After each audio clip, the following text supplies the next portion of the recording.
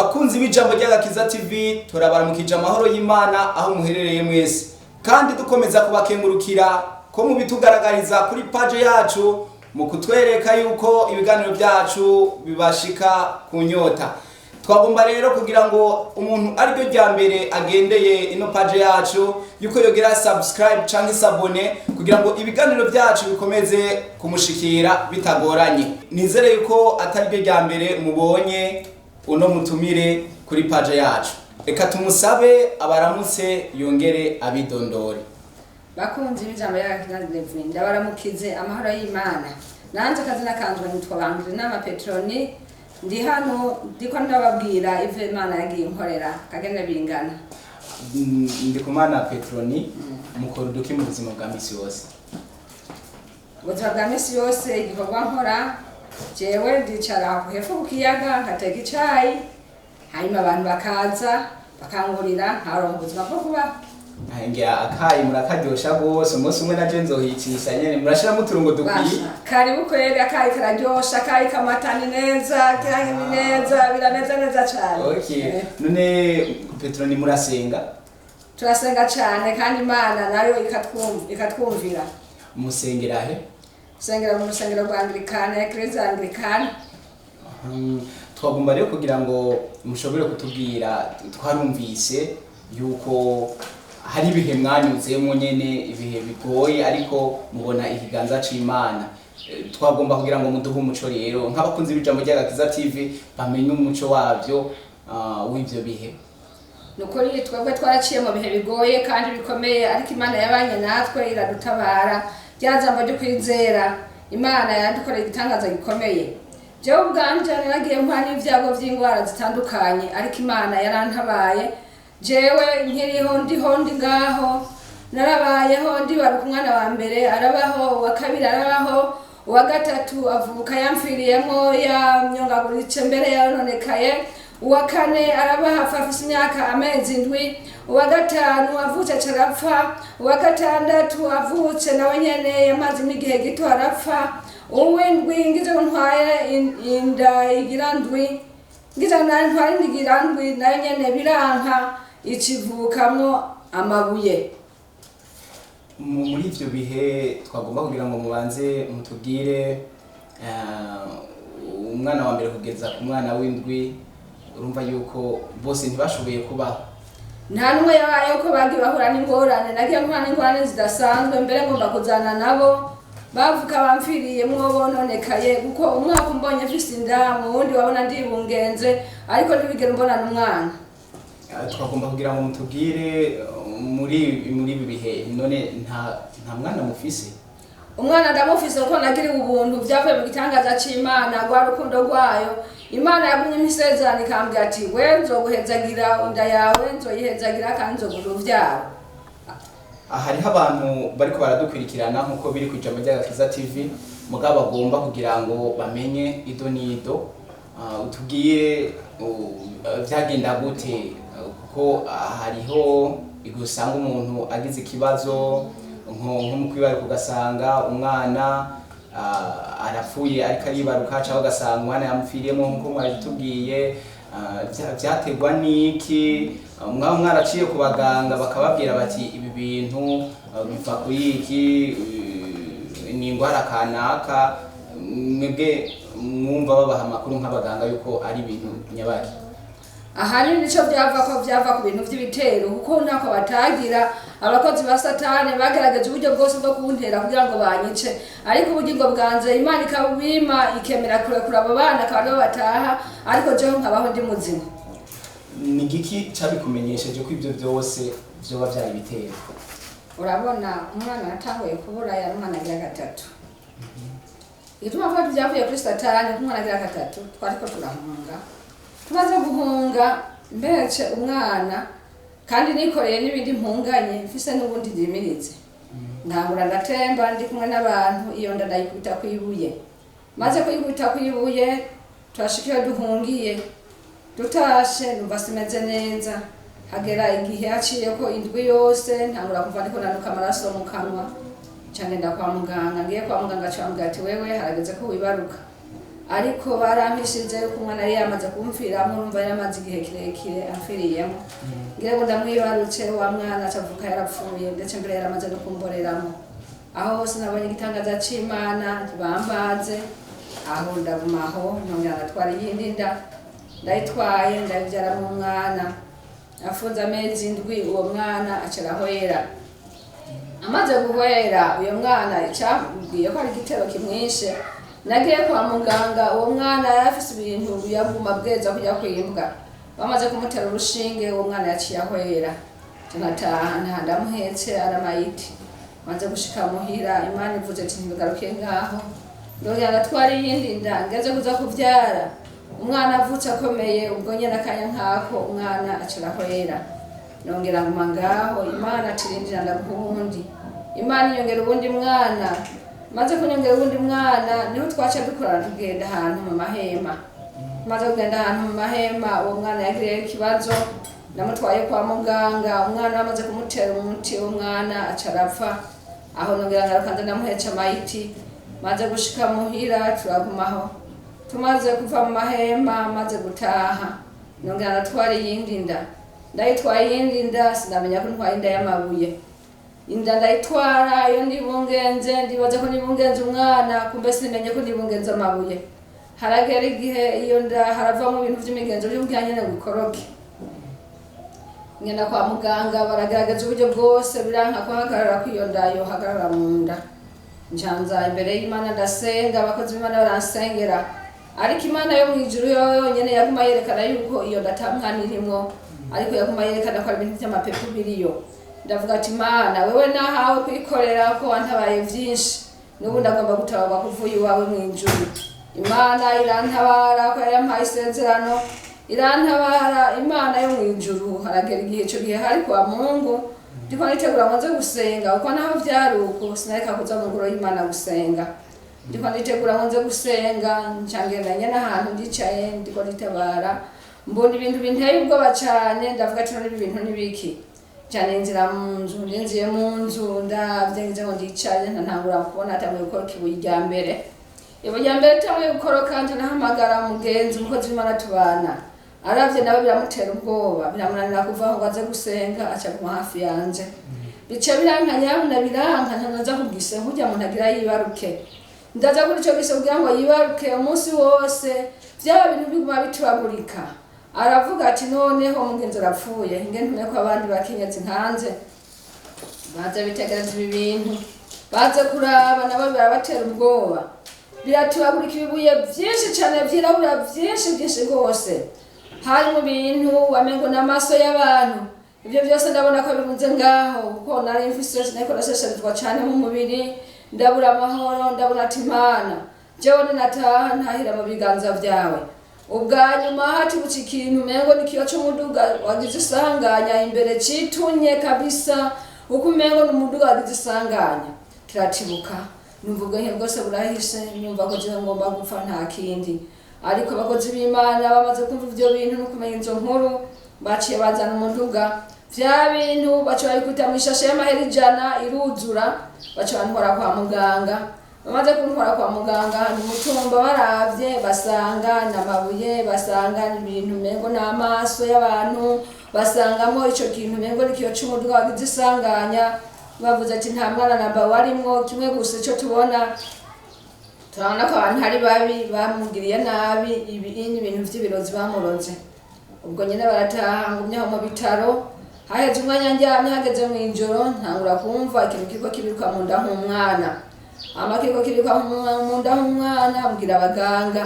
Abaganga baje kuraba baravuga ati iki kintu ntitukibona kandi ntiducumva, kuko ntidufise icuma ngo dushobora kukimureka tukirabe ikintu carico. Ariko ntabwo ari umwana, ariko n'ikigwara kiriyo. Ico tubona nuko bagenda kwa muganga bakimurika bakaraba ikintu carico. Ubwo nyene ncanataha bukeye. Maze gutaha narimerewe nabi, ko nari mu buzima bubi bugoye, sinagira ico mfata. Kugira ngo nshika kwa muganga honyene habaye abakozi b'Imana, kubera izo ngorane zaguma zigenda zinshikako, nta buzima twari dufise. Ndetse mbere nagomba no kugenda gusa, ndabona n'agahuzu ndambara. Ndataha, maze gutaha umukozi w'Imana yampaye amafaranga, yari umuganga 20,000.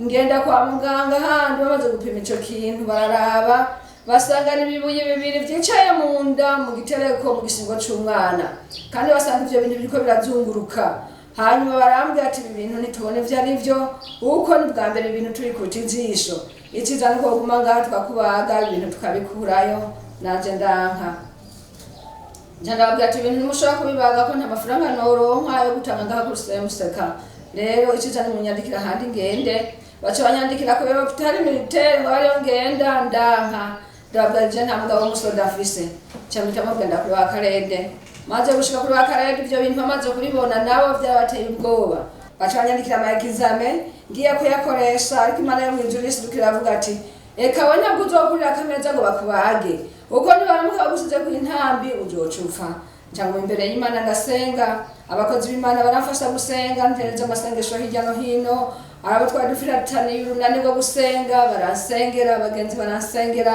kubinyakuri aho ngiye kwaka indaro usanga ngiye kwaka indaro kumuntu asenga Imana nawe kandi ashishikara asengera ndugereza umutwaro niho bwacera ndagenda asubira kwa muganga ngiye gutegura kuza kuri intambi maze kwinjira kwa dogiteri kuko hari ibanga Imana yari yambwiye maze kwinjira kwa dogiteri arambwira ati mbe Petroniye ko mbona ukomeye ndababwira ati je nakize arambwira ati none wakizwa n'iki ati je nahuye n'umuganga adafufaza niwe yamvuye ngo muganga nawe ninde tini Imana yanje yo mw'ijuru niyo yankinzize Imana yankinzize ati oya uratubesha ivyo no kubaga kuko tutabaze untukira njana mvizwe nembwiye ngo haguruka ubunyene utahe uva ahantu jana kubwiye ko nawukizije kandi sifufahaza ega nguma kuri ya ntebe ntangura kumva ya ntebe iriko iranyiganga iriko iratamba numvizwe nembwira ngo haguruka ntiwemera yuko jewe ndi Imana yo mw'ijuru ndagukijije niho ndaca mpaguruka imbere y'uwo muganga uwo muganga ambwiye uti genda urondere urupapuro rushobora kugira ngo uze kwa muganga uvugwe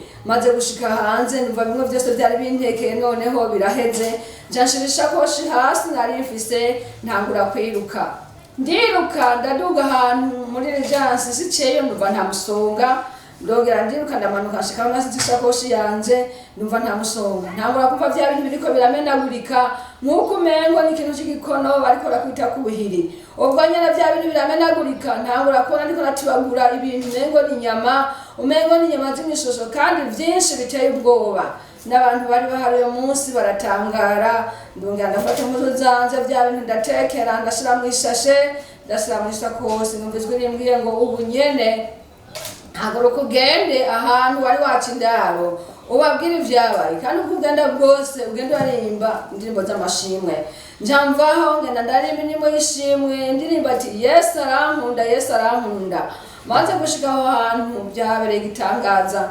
barambaza ndababwira ibintu vyabaye cyandikora ibintu vyanje byose ndataha maze gushika muhira ndababwira ababanyi vyabaye ukuntu vyagenze hanyuma ndaguma ngaho ivyo bimaze gukira bikahava ndagumanye kwizera Imana ikimisezerano rivuga ati wewe nusubire kwiyumvira ngo uzopfa oya ntuzopfa uzobaho kandi nusubire kwiyumvira ngo uzovyara uko muri ico gihe ndabona ko jewe ata mwana jewe nzogenda mvyaye embwira uti Imana wese nabugize ingumba uko ubugingo bwawe narabwimye abansi ariko ubugingo bw'abana naraburekuye nibatware kimwe gusa unkorere hanyuma abana nabo nzoguha abandi guheraho n'iryo sezerano Imana imbwiye tufise abana benshi mu nda kandi uzoronka abana ariko ndagumanye uko kwizera ndagumaho maze guma ngaho ndakira nkize mu nyuma biranka ncangwara ikintu citwa ubutinyanka ndabumarana amezi 6 ayo mezi 6 yose yaheze ata munsi atanzoro kandi atani impuzu mfise impuzu zose bari barazinyivye bambuzi nari mfise igikombe kimwe catabuce ndagenda inyuma hakinyukura nkagaruka nkongera nkagikenyera nkagenda mu ngoro y'Imana nkasenga ndi muri izo ngorane nkongera nkataha haragera igihe vyanka gose biranka ko mva muhira nzi imbere y'Imana ndasenga ndafashe igifungo c'imisi 3 maze gufata igifungo c'imisi 3 ndasenga Imana maze gusenga Imana irampa amajambo y'ivyizigiro amajambo ari mu Baheburayo guhera ku gice ca 11 guhera ku murongo wa mbere kubandanya gushika kuri 40 arampa amajambo y'ivyizigiro hanyuma ndavuga ati Mana urakoze, maze kumva umuntu asomera ayo majambo, kandi ayo majambo yaciye mu kanwa kanje, Imana yacisha muri jewe irambwira ati soma mu Baheburayo iki gice, kandi yazanye umusore mbona ameze neza. Uwo musore yazanye ayo majambo ndabona yicaye munsi y'igiti, ari umusore asazize kandi ameze neza. Ayo majambo numva mpaye ihumure ridasanzwe, ndaguma ngaho. Nyuma Imana ikinyereka umuriro mwinshi, umuriro uri kuraka, urukakara runini, mbona njyamye hampande y'uwo muriro ndiko ndawikumbagazako. Eka noneho Imana imaze kunkura aho hantu, ndabona ko nca ndiyumvira ati none Kamana jewe nihanganiye vyinshi, ariko je nzohava mfanze mu muriro. N'ukuri Imana iranganira irambwira uti je sinakubwiye ngo uzoza mu muriro kuri uwo munsi nyene, ariko ndakubwiye ngo nusenge, ndaguhaye igifungo c'imisi 3 usenge byose birangire. Nanje imbere y'Imana ndasenga, ngire muri ayo mafungo ndiko ndasenga, haca haza umuntu ariko ararengana w'umumama, abaza umwana yari muhira nari mfise mutoya, ati mbere wa mwana koko ntamubona ari he, kumbure yibaza muri mu bitaro. Maze wa mwana acabwira uwo muntu uti mama yagiye guhamagara Imana kugira ngo ize kumutabara kandi mukize, yari umwana muto. Ndavuga ati amen, Mana urakoze ko inyishu yanjye urayicishije muri uwo mwana, kuko ndiko ndaguhamagara uraryumva n'iryo ndariyo. Imana yankoreye ibitangaza bidasanzwe aho hantu, ivyo bintu ndabivamwo. Maze kubivamwo niho Imana yacindungikira umukozi wayo, mbona araje ndi mu nzozi, ndamubona umukenyezi w'akaranga ameze neza, yambaye neza kandi yiyubashe. Arambwira ati Petroniya vyose vyarangiye, kimwe gusa unkorere. Mbere ndazanye uburimbi nze gushingira. Uko yari yambaye isaha, araraba ku isaha aravuga ati urabona iyi saha no umunota, jewe ndahagurutse kuko natumwe n'Imana yo mu ijuru. Acazana isuka, azana uburimbi, acafata urugo rwanje rwose, aracamwo ibinogo, arasinga uburimbi, aravuga ati ndagusingiye akarimbi ntibazosubira kurenga kuraka. Abana nabo ngiye kuguha abana, kandi ngiye kuronka abana bisezerano, bazoba abakozi, bazokora igikorwa canje mu ngoro yanje. Nyuma niho byaca birengako ndatwara indi ndibungenga. Maze kuyibungenga byongera biranka, ndi mu isoko niciye ahantu beberayo, ntashika mu bitaro atanumwe turi kumwe. Maze gushikayo ngo bapime barabe, baca bambwira ngo vyahagaze, umwana carahwera. Ndavuga ati Imana wampaye isezerano, ibi nivyo bibaye, ariko nticakunze yuko bambaga kugira mvemo vyarabaye inkomezi. Biranka rwose, haragera ikintu bita imicisho kirancekiramwo, baragerageza baganga biranka, baramubwira ati uyu muntu arataha. Ariko ku munota wa nyuma ivyo vyose Imana irabinkorera biramvamwo, nca ndaraba, baca bantwara muri koma, bantera isase 3 z'amaraso. Ivyo vyose ntavyo nzi uko baswifana mu kanwa igatega, aho hose nabi wacu urabona yuko n'umugenzi urabona ko aho hantu ntahava. Ariko bukeye Imana yakoze igitangaza gikomeye, baze kuraba baca basanga ndi muzima ndahema, baca bankura aho hantu. Bamaze kunkura aho hantu ndaryama ndaguma ati Imana kugera ubu jewe ndabonye kuri Imana, n'ukuri warakoze, ntiwangize ingumba, warampaye kuvyara. Ndakwinginze rero Mana yo mwijuru uhagarikire ngaha ibi bintu vy'ivyara, uhereza abana babuze abana, nanje unkomereze baje babiri mfise, hanyuma nanje ndagukorere. Imana yo mwijuru ntiyavyemeye, abona hayo umutwaro wose barawanse, bavuga ati twebwe ntitugeza uko Imana yodukubita. Ikituma umuntu umukenyezi umwe kandi atavuye na hafi, uwo mukenyezi yaravuye mu Kinama, ntabwo nari ndamuzi, yaza harondera muhira, ategerezwa arahabona.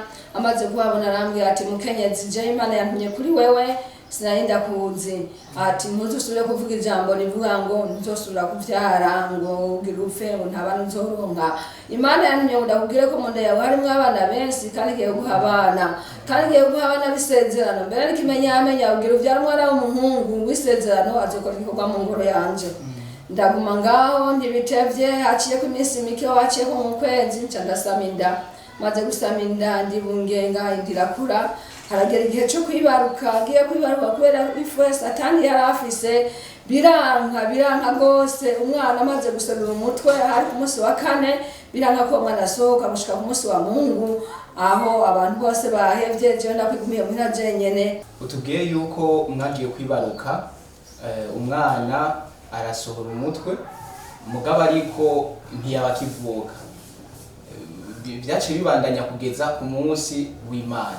niho umwana yagiye kuvuka, kuko urumva ko hari kwa kane iyo minsi ine yose umva umwana yarakiri muri wewe kandi yarageze kuvuka. Urumva kuva ku munsi wa kane umwana yasokoye umutwe bandaza kwa muganga, umwana yarageze kuvuka, hanyuma biranka umwana hinda yiruka asubira inyuma, bavuga ati noneho biranse ni mu mutware Bujumbura.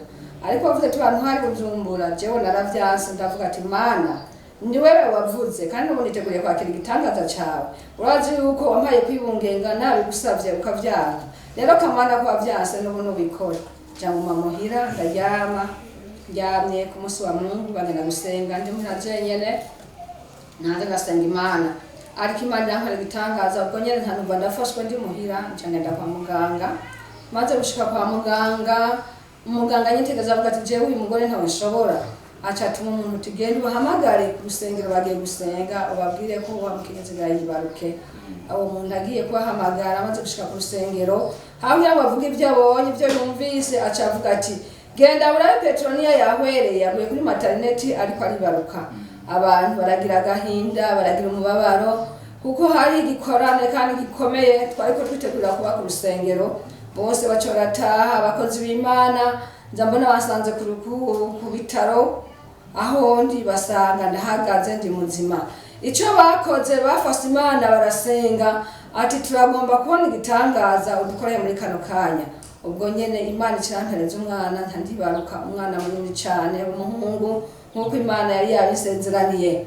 Hanyuma ndataha ndagishimira Imana cyane rero ko Imana yankoreye ico gitangaza gikomeye. Uwo mwana ariho ni muzima kandi ni umukozi, ni umucuraranzi mu ngoro y'Imana, kandi azi ko ashishikara kubikora uko ni Imana yabimusinze kandi azi ko azobikora. Murakoze cyane, twagomba kugira ngo dushobore kubasaba mugire ijambo mutekereye abakunzi b'ijambo ry'Agakiza TV bariko baradukurikirana.